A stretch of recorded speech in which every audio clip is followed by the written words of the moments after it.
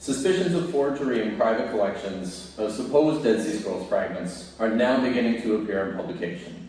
Philologists and experts are divided in their opinion of many of these items, and the instinctive recourse is to engage science to help us form more precise conclusions.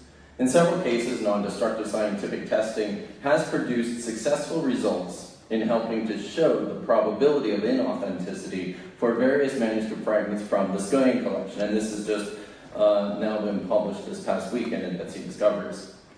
On the other hand, most scientific testing has been, until very recently, limited to carbon dating, which has occasionally been marshaled prematurely as a correct indicator of a manuscript's antiquity. Journalists have glommed onto the present flood of newly discovered Jewish and Christian manuscripts, the novelty of forensic studies, and have frequently landed on the important question of authenticity. This short paper does not provide much in the way of new information or ideas, but rather seeks to briefly explore the role of scholars, scientists, and journalists up to this point in the recent climate of discovery or rediscovery, evaluation, and publication of ancient manuscripts, including the Dead Sea Scrolls. Philologists, provenance, and authenticity. Rightly or wrongly, textual scholars, paleographers, and theologians are often the first line of defense, so to speak, for safeguarding manuscripts which form a crucial component of our shared cultural heritage.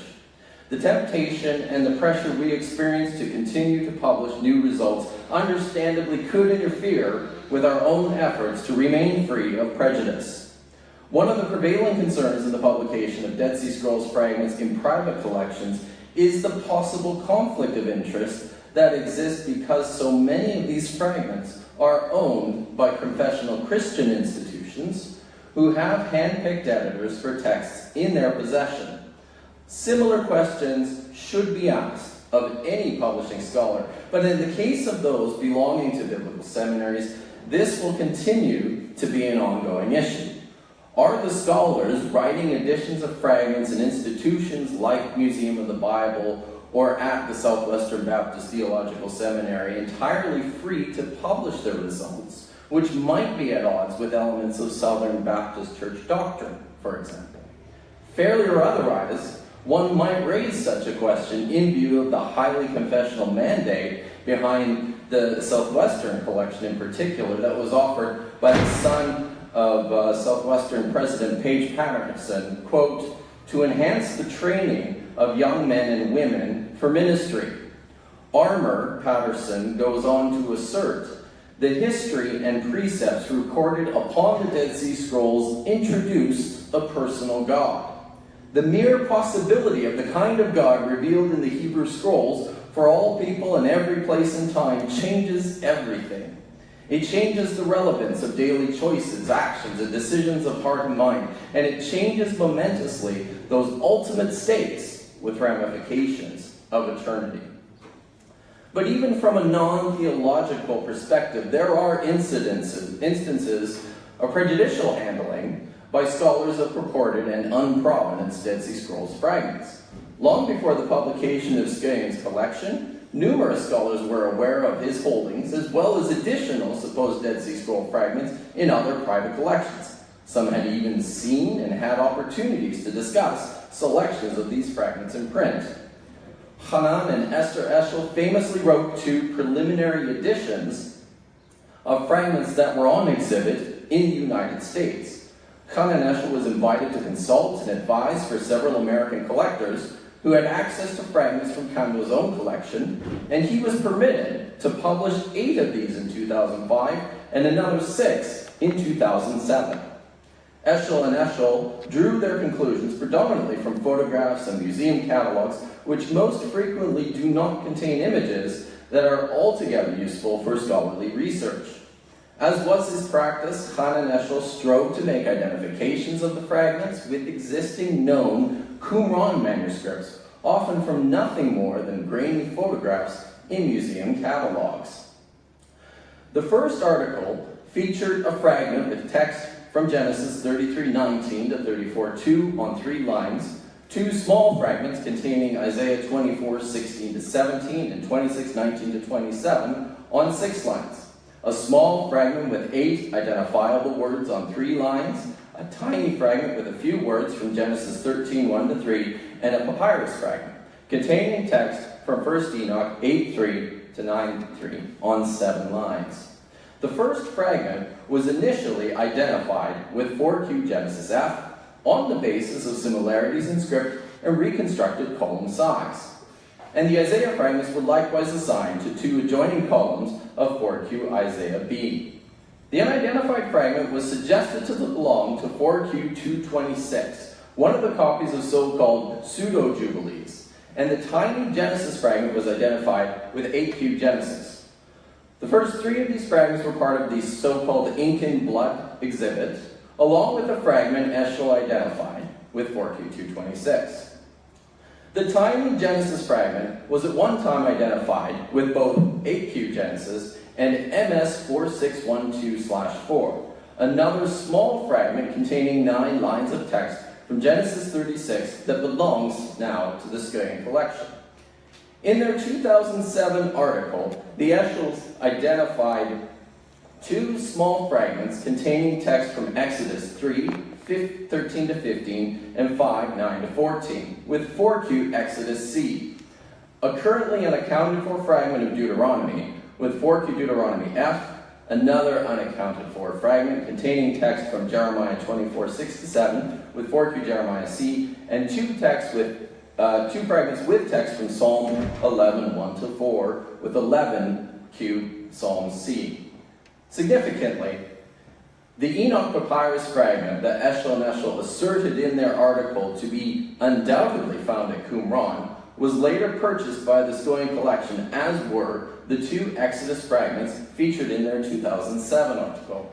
The process of publishing critical editions of these 3 fragments were deemed by the editors of the Schøyen volume in 2015 to be probable forgeries. But of all the fragments that the Eschels identified with known Qumran text, virtually every one of these identifications have now been overturned in subsequent studies, and nearly all of the fragments are suspected also to be forgeries. This propensity for identification at one time served as a form of validation and authentication. If it could be shown that small non-provenanced fragments belonging to already well-known and previously published manuscripts that originated in the Judaean Desert, then this would effectively provide an indirect assertion of provenance. However, in the light of more recent and rigorous study that has repealed such claims, this cautionary tale should leave us all more acutely aware of our responsibility as scholars. The manuscript history of biblical texts and their cultural and social effect are too important for scholars to be anything but intentionally skeptical of such murky provenential judgments. Scientists and the usage of physical testing. Irarabin, Ines Feldman, Miriam Krutch, and Hassio Rimon have developed a template for non-destructive examination of the very small Dead Sea Scrolls fragments which reside in several private collections. For decades, radiocarbon dating has been accepted as a standard method for establishing authenticity by way of confirming antiquity of the material. However, more recent experiences have shown that this will not always, or perhaps even most often, satisfy the question of authenticity. The study of Dead Sea Scrolls in the Schøyen Collection revealed that ancient material can, and almost certainly has been manipulated in modern times.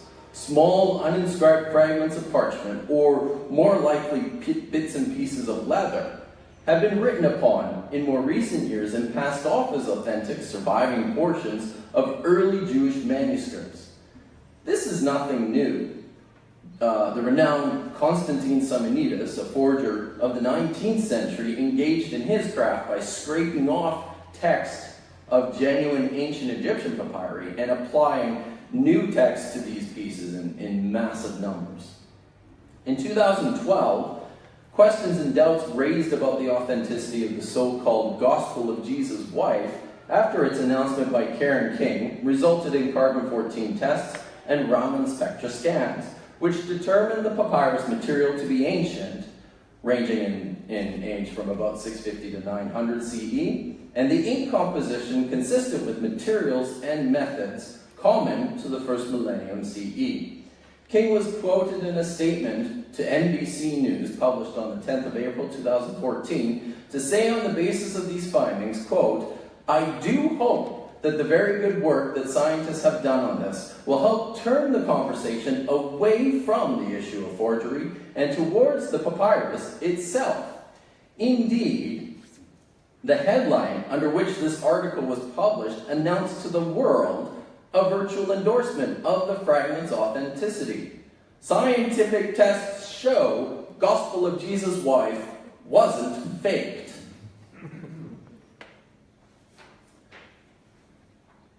A special issue of Harvard Theological Review was published in 2014, which included the scientific reports along with other discussions about Gospel of Jesus' wife, but that was introduced by the critical edition of the fragment. In her papyrological description, King concluded from the C14 combustion and Raman spectroscopy that, quote, "current testing supports the conclusion that the papyrus and the ink of Gospel of Jesus' wife are ancient. The temptation among many is to assume that science can prove antiquity, which is why there is often tacit acceptance of scientific results as vouchsafed guarantees and occasionally at the expense of serious problems with questions of provenance." In the same Harvard Theological Review issue, which featured Gospel of Jesus' wife, Leo Dupuit wrote a convincing evaluation of the fragment and reasserted his own earlier concerns about its authenticity. In this article, Dupuit delivers the following conclusion about the scientific tests. First, the ink tests show chemical composition, in this case carbon-based lamp black, not age. Carbon-based ink is exactly the type I would have used if I had been a forger. Second, for the papyrus, nothing is more common than for forged paintings to be painted on an old piece of wood. And third, in the letter of July 19, 2013, accompanying his report, the principal investigator of the radiocarbon testing, Professor Greg Hodgins, stated that certain stable isotope measurements cast doubt upon the validity of the radiocarbon date. Dupuit has rightly observed that while useful, scientific tests of the Gospel of Jesus' wife fragment were insufficient grounds to make any sort of conclusive claims about matters of authenticity, and rather shows that there are ways by which science can be manipulated to similar ends as eager and occasionally agenda-driven scholarship. Unfortunately, his rebuttal also unwittingly contributes to a burgeoning suspicion among many in American society in which numerous religious conservatives are warned to be wary of science, and disillusioned voters are goaded to distrust the media. What we have learned from the sciences is that we need to be more rigorous in our application of scientific results, and more attuned to their significance, and more cautious in our dependency on these findings. Oh, no, that's not good. I've got this very nice quote from Ir Rabin on this issue, and I'll just leave it on the screen and continue on to my next slide here. Journalism, the public dissemination of results and promotion. Cultural heritage is a powerful force in the public arena, and this seems to be especially true of the significance of archaeological discoveries to the political climate in Israel and the intersection between religious and cultural discourse in the United States. In 1960, Yigal Yadin famously leveraged the discovery of the Bar Kokhba letters into stirring nationalistic fervor at their public unveiling in the Knesset. Yadin read the opening line of the first text, Simon Bar Kosiba Hanasi al Yisrael, and then addressed President Yitzhak Ben-Zvi directly. Your Excellency, I am honored to be able to tell you that we have discovered 15 dispatches written or dictated by the last president of Israel 1,800 years ago. The enraptured audience erupted into applause. It is one matter to politicize archaeological discoveries, But there are also well-known examples of the substantial impact of forged antiquities in political history. Perhaps most noteworthy is the production of a new Israeli half shekel in 1984 on the basis of a supposed ancient template that contains a handful of suspicious attributes. The coin featured an impression of the Ma'adana lyre that was based on what was believed to be a 7th century BCE seal, which was later deemed most likely to be a forgery drawn from Flavius Josephus' fanciful description of an impossible 12-string temple lyre. The coin remains in circulation. More recently, the promotion by the Israel Antiquities Authority in the State of Israel of the so-called Jerusalem papyrus resonates with serious questions about the politicization of antiquity and the role of the media in the authentication process. It was on the same day that UNESCO drafted a contentious resolution which identified Israel's presence in the West Bank as an occupying power. 26 October 2016, Israeli Prime Minister Benjamin Netanyahu stood beneath a large photograph of the artifact and denounced the ordinance. Here, in a letter from the past to UNESCO, it is written, Yerushalima. It explains, in Hebrew, our connection to Yerushalayim and the centrality of Yerushalayim. A servant of the king, certainly a servant of Judah. It is from over 2,700 years ago. Yerushalayim, it is neither Arabic, Aramaic, Greek, nor Latin, in Hebrew. Just skip this. To my mind, the best example, all of these examples amply illustrate the power of antiquity in the public arena, and here I am in danger a bit of biting the hand that feeds, since we are also indebted to public interest that journalism promotes in the humanities and in religious studies. But to what end does the media serve in the authentication process, or what end should it serve? To my mind, the best example of what journalists can do to address the question of authenticity is something for which both scholars and scientists are ill-equipped. And that is demonstrated in Ariel Sabar's impressive investigation of the provenance of Gospel of Jesus' wife. Reporters are best at asking questions, often uncomfortable ones, and tracking information. Once the carbon-14 and Raman spectra reports of the papyrus had been published, Sabar launched into the question of ownership. Who did the Gospel of Jesus' wife belong to, and how did it come to be in its owner's possession? What followed is his now well-known and incredible story of Walter Fritz and his fascination with the role of women and sex in early Christianity, which were simultaneously realized in this small Coptic fragment in the space of a single phrase. Jesus said to them, "My wife." Unfortunately, Sabar's efforts have endured some unfair criticism for supposedly undermining scholarly and scientific findings. But by and large, this is the sort of journalistic enterprise that scholars should seek to encourage. Herschel Shanks recently published an editorial review of Sabar's work in which he accused the reporter of ignoring scholarly findings in favor of delivering his own verdict of authentication for the fragment.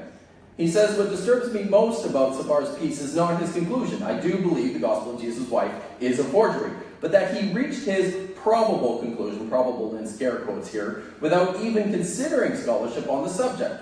For him, it is apparently irrelevant.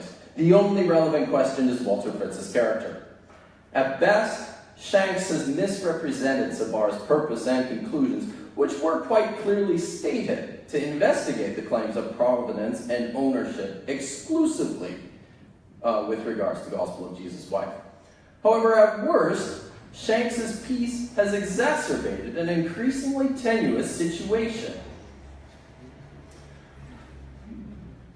He feeds the growing suspicion about the media in today's socio-political climate and potentially also drives a wedge even deeper between scholars, scientists, and journalists in our discipline. As mentioned earlier, there are enough people already dubious of science and enough promulgation with the problem of fake news without this sort of adversarial turf protection. I'm going to conclude with a quote from a very good op-ed piece by Roberta Mazzo that was recently published in the Bible History Daily blog, in which she addressed the problem of private antiquity sales in view of the recent judgment against Hobby Lobby and for their illegal acquisition and attempt to smuggle thousands of cuneiform tablets and bullae from Iraq into the United States. At the end of her piece, she issues a salient call to transparency that should inform our efforts in the protection and promotion of cultural heritage that is enriched by present and future discoveries in the Judaean Desert. She says it is not enough to state that the acquisition policy is now in place. We know perfectly well that the acquisition started in 2009, so besides talking about future acquisitions, antiquities collectors should in fact clarify all their objects' pasts and not just release statements about the seized objects. The only way to do this is by immediately publishing a comprehensive list of all objects in their possession. Of course, the list must be accompanied by provenance of each piece, which should not be difficult to document if due diligence has been followed. That's my time. Thank you.